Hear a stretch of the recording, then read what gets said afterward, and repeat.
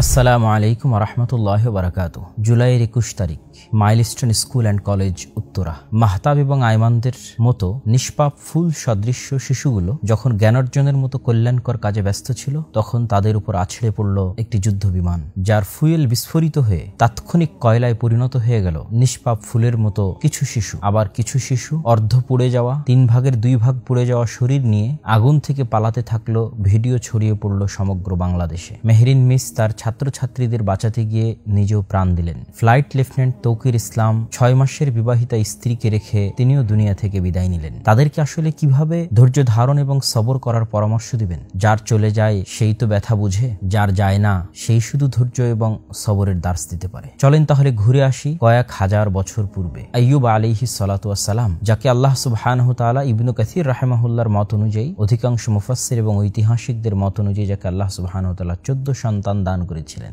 একদিনেই আল্লাহ সুবহানাহু তাআলা সেই 14 সন্তানকে উঠিয়ে নিলেন, তাদের মৃত্যু দান করলেন। আইয়ুব আলাইহিস সালাতু ওয়াস সালামের ধন সম্পদ শেষ হয়ে গেল, সন্তান সন্ততি শেষ হয়ে গেল, কিন্তু তিনি হতাশ হলেন না। তিনি ধৈর্য ধারণ করলেন, রবের ফায়সালার উপর সন্তুষ্ট থাকলেন। তার এই ধৈর্য আল্লাহ সুবহানাহু তাআলার এত পছন্দ হলো যে আল্লাহ সুবহানাহু তাআলা দীর্ঘদিন পরে, ঐতিহাসিকদের এবং মুফাসসিরদের মত অনুযায়ী দীর্ঘ 18-20 বছর পরে, আল্লাহ সুবহানাহু তাআলা আইয়ুব আলাইহিস সালাতু ওয়াস সালামকে তার সম্পদ এবং তার সন্তান সন্ততি দ্বিগুণ ভাবে ফিরিয়ে দিলেন। আশ্চর্য হচ্ছেন? আল্লাহ সুবহানাহু তাআলা পবিত্র কোরআন মাজিদে বলেন, ওয়া আইয়ুবু ইয নাদা রাব্বাহু আন্নী মাসসানিয়াদ দুররু ওয়া আনতা আরহামুর রাহিমিন। আইয়ুব যখন আল্লাহকে ডেকে বললেন, হে আল্লাহ, আমি অনেক কষ্টে আছি আর আপনি অনেক দয়ালু, তখন আল্লাহ সুবহানাহু তাআলা উত্তরে কি বলছেন জানেন? ফাস্তাজাবনা লাহু ফাকাশাফনা বিহি মিন দুররিন। আমরা আইয়ুবের দোয়া কবুল করলাম এবং তার দুঃখ কষ্ট সরিয়ে দিলাম। শুধু কি তার দুঃখ কষ্ট সরিয়ে দিলাম? আল্লাহ সুবহানাহু তাআলা আরো বলেন, ওয়া আতাইনাহু আহলাহু ওয়া মিসলাহুম মাআহুম। আমি আইয়ুবকে তার পরিবার ফিরিয়ে দিলাম এবং সে যা কিছু হারিয়ে ফেলেছিল তার সব ফিরিয়ে দিলাম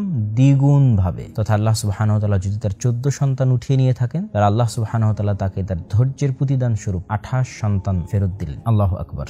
সূরা আম্বিয়া 83 ও 84 নম্বর আয়াত। আমরা তো অনেকেই বলি পিতার জীবদ্দশায় সন্তানের লাশের বোঝা নাকি অনেক ভারী হয়। চলেন দেখি পৃথিবীর সর্বশ্রেষ্ঠ মানুষ মুহাম্মদ সাল্লাল্লাহু আলাইহি ওয়াসাল্লাম, তিনি তার জীবদ্দশায় 6 জন সন্তানকে কাফন এবং দাফন করিয়েছেন, যেখানে তার সন্তান সন্ততি ছিলই মোট 7 জন। তথা রাসূলুল্লাহ সাল্লাল্লাহু আলাইহি ওয়াসাল্লাম যখন দুনিয়া থেকে বিদায় নিচ্ছেন, তখন শুধু তার একজন কন্যা ফাতেমা বেঁচে আছে। যায়েনাব, উম্মে কুলসুম, রুকাইয়া সহ তার সন্তান ইব্রাহিম সহ বাকি 6 জনকে তিনি তার জীবদ্দশায় আল্লাহ সুবহানাহু ওয়া তাআলা তার থেকে উঠিয়ে নিয়েছেন। 6 জন। আপনাদের কতজন তার 6 জন সন্তানকে হারিয়েছেন? শুধু কি তাই, এমন এক ব্যক্তি তার 6 জন সন্তানকে তার জীবদ্দশায় হারিয়েছেন, যিনি তার জন্মের পূর্বে তার পিতাকে হারিয়েছেন, যিনি তার 6 বছর বয়সে মাকে হারিয়েছেন, 8 বছর বয়সে দাদাকে হারিয়েছেন, নবুয়তের 10ম বছরে তার চাচা, পিতৃতুল্য চাচা এবং তার প্রাণপ্রিয় স্ত্রী খাদিজা রাদিয়াল্লাহু তাআলা আনহাকে হারিয়েছেন। আপনাদের কতজন একই সাথে 6 জন সন্তান, স্ত্রী, পিতামাতা, দাদা, চাচা সবাইকে হারিয়েছেন? চলেন এবার একজন সাহাবীর ঘটনা শুনি। তালহা বিন উবাইদুল্লাহ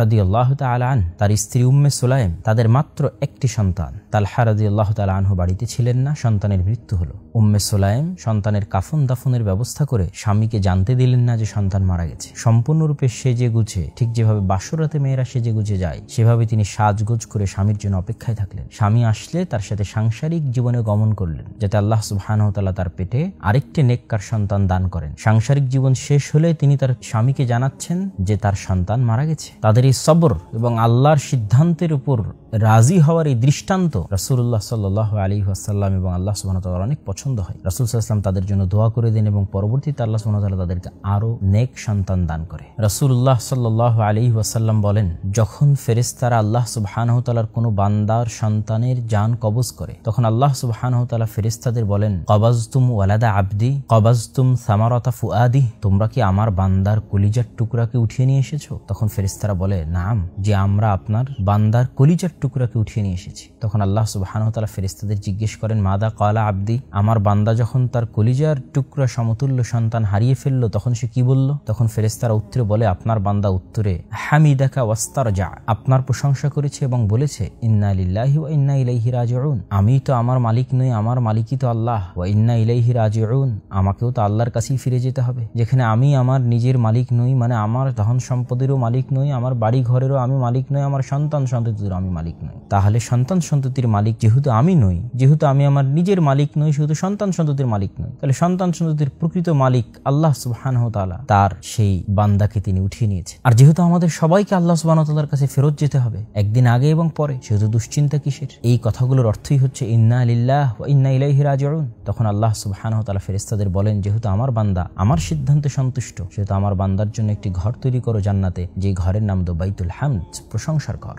প্রিয় দর্শক বৃন্দ, আমরা বলছিলাম যে আমাদের এই মাইলস্টোন ট্র্যাজেডির এই দুঃখজনক, হৃদয় বিদারক, কষ্টদায়ক ঘটনার ধৈর্য আমরা কিভাবে ধারণ করব, এই অগ্নিদগ্ধ শিশুদের পরিবারেরা কিভাবে ধৈর্য ধারণ করবে। আমাদের সকলের ধৈর্য ধারণের জন্য আমরা ওসিলা হিসেবে চিন্তা করতে পারি গাজার শিশুদের দুঃখ কষ্ট, এবং গত 2 বছর যাবৎ 50,000-এরও অধিক নারী, পুরুষ, শিশু, আবাল, বৃদ্ধ, বনিতা বোমার আঘাতে অগ্নিদগ্ধ হয়ে কিভাবে মৃত্যুবরণ করছে, অনাহারে কিভাবে দিনাতিপাত করছে। আল্লাহ তো আমাদেরকে তাদের চেয়ে অনেক সুখে রেখেছেন, সুতরাং আমরা কেন ধৈর্য ধারণ করব না? শুধু কি তাই, আজ থেকে 1000 বছর পূর্বে যে আসহাবুল উখদুদের কথা আল্লাহ পবিত্র কোরআনে বলেছেন, তারা তো তাদের নিজেদের ঈমান রক্ষায় স্বেচ্ছায় আগুনে ঝাঁপিয়ে পড়েছে। একজন মা যখন তার কোলের শিশুকে সহ সে আগুনে ঝাঁপিয়ে পড়ছিলেন, তখন মা চিন্তা করছিলেন তিনি তো আগুনের তাপ সহ্য করবেন, তার এই ছোট্ট শিশু কিভাবে সহ্য করবে? তিনি দ্বিধায় ঈমান ত্যাগ করবেন কিনা যখন চিন্তা করছেন, তখন শিশু বলে উঠছে, মা আপনি সত্যের উপর আছেন, আপনি আগুনে ঝাঁপিয়ে পড়েন। তখন মা শিশুকে সহ আগুনে ঝাঁপিয়ে পড়লেন এবং জ্বলন্ত আগুনে দগ্ধ হয়ে গেলেন ঈমান রক্ষার জন্য। তাদের এই ঘটনাগুলো থেকে আমাদের ধৈর্য এবং অনুপ্রেরণা খুঁজে নিতে হবে। একজন মুমিন বান্দার সফলতা এখানেই, যদি সে সুলাইমানের মতো রাজত্ব পায়, যদি সে সুলাইমানের মতো ধন সম্পদ, টাকা পয়সা পায়, তখনও সে আওয়াব, বারবার আল্লাহর কাছে ফিরে আসবে, আল্লাহর শুকরিয়া আদায় করার জন্য অহংকারী হবে না। আর যদি সে আইয়ুবের মতো বিপদগ্রস্ত হয়, সন্তান সন্ততি হারিয়ে ফেলে, ধন সম্পদ হারিয়ে ফেলে, তখনও সে আওয়াব, বারবার আল্লাহর কাছে ফিরে আসবে, আল্লাহর কাছে আত্মসমর্পণ করবে, আল্লাহর সিদ্ধান্তের উপর ধৈর্য ধারণ করবে। এটাই মুসলিম এবং মুমিন। কেননা আল্লাহ সুবহানাহু ওয়া তাআলা বারবার আমাদের স্মরণ করিয়ে দিয়েছেন, ওয়া ইন্না ইলাইহি রাজিউন ওয়া ইন্না ইলা রাব্বিনা লামুনকালিবুন, যে আমরা অবশ্যই একদিন না একদিন আমাদের প্রতিপালকের নিকটে ফিরে যাবই, ফিরে যেতেই হবে, একদিন আগে অথবা একদিন পরে। অতএব প্রশান্ত হৃদয় আল্লাহ সুবহানাহু ওয়া তাআলার শুকরিয়া আদায়কারী অবস্থায়, অথবা আল্লাহ সুবহানাহু ওয়া তাআলার ফায়সালার উপর ধৈর্য ধারণকারী অবস্থায় প্রশান্ত হৃদয়ে যেন আমরা আল্লাহর নিকটে যেতে পারি। আল্লাহ সুবহানাহু ওয়া তাআলা আমাদের সেই তৌফিক দান করুক। আল্লাহুম্মা আমিন। আসসালামু আলাইকুম ওয়া রাহমাতুল্লাহি ওয়া বারাকাতুহু।